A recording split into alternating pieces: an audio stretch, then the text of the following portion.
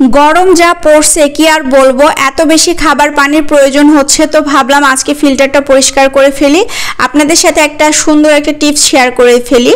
আর সেটা হচ্ছে এই যে আমার ছাঁকনিটা, আমি এখানে আমার ফিল্টারের দুইটা ছাঁকনি, একটা কেনা হয়েছিল পরে। তো এই যে এই ছাঁকনিটা এখন আমি যেভাবে পরিষ্কার করেছি এইটা আপনাদের সাথে শেয়ার করব। যে অঞ্চলগুলোতে হচ্ছে পানিতে খুব বেশি আয়রন থাকে তাদের কিন্তু এরকম ছাঁকনি খুব তাড়াতাড়ি মানে বারবার করে পরিষ্কার করতে হয়। তো সেক্ষেত্রে কিন্তু অনেকটা হচ্ছে কষ্ট পড়ে যায় বা কিনতে হয়, অনেকে বুঝতে পারেন না যে কিভাবে পরিষ্কার করবেন। তো আজকে সে বিষয়টা আপনাদের সাথে শেয়ার করব।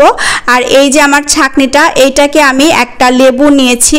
তো একটা লেবু সম্পূর্ণটাই নিতে হবে, আর যদি পারেন বা অনেক বেশি যদি হয়ে যায় আয়রন জমে যায়, তবে একটা থেকে আর একটু বেশি অর্ধেক, আরেকটা লেবুর অর্ধেক দিয়ে এরকম সারা রাত হচ্ছে আপনারা গরম পানি করে রেখে দিবেন, ঢাকনা দিয়ে ঢেকে রেখে দিবেন। দেখবেন যে পরের দিন সকালে খুব সুন্দরভাবে কোনো হাতের কোনো কিচ্ছু ছাড়া, কোনো ঝামেলা ছাড়াই এত সুন্দর ঝকঝকে পরিষ্কার হয়ে যাবে আপনাদের ফিল্টারের এই ছাঁকনিগুলা। তখন কিন্তু এই যে পানি যেতে আর কোনোই সমস্যা হবে না, খুব সুন্দর করে পানিগুলো দেওয়ার সাথে সাথে ফিল্টারে চলে যাবে। তো এইটা ছিল আমার আগের ছাঁকনি, আমার যেহেতু দুইটা ছাঁকনি, তো এইটা আমি এখন ইউজ করতেছি। আর এইটা আগেরটা, এইটা ব্যবহার করার পরে আমি অলসতা করে পরিষ্কার না করে রেখে দিছিলাম। তো ভাবলাম এইটা যখন পরিষ্কার করছি তখন একসাথে দুটাই করে ফেলি। এই যে দেখেন কি পরিমাণে আয়রন জমেছে আমার ছাঁকনিটাতে।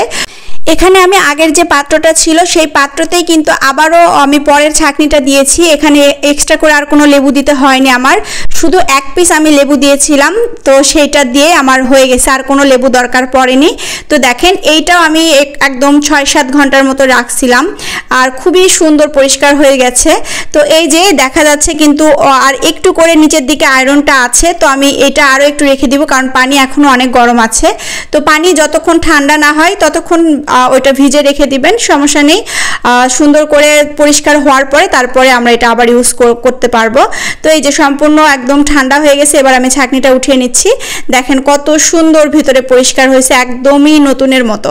তো যখন আমি বুঝতাম না বা জানতাম না তখন কিন্তু এটা কেনা হয়েছিল, তারপর এখন যখন আমি হচ্ছে এটা পরিষ্কার করা শিখে গেছি তখন আর কিনতে হচ্ছে না বারবার করে, তখন এই যে এইভাবে সুন্দর করে পরিষ্কার করে নিচ্ছি।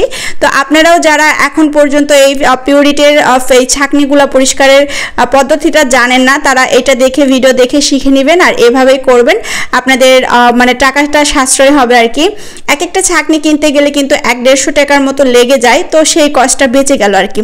তো এই যে কেমন লেগেছে আজকের ভিডিওটা, আশা করি আজকের ভিডিওটা সবার কাছে পৌঁছে যাবে, আর আপনারা অবশ্যই ভিডিওটা শেয়ার করবেন সকলের কাছে পৌঁছে দেওয়ার জন্য।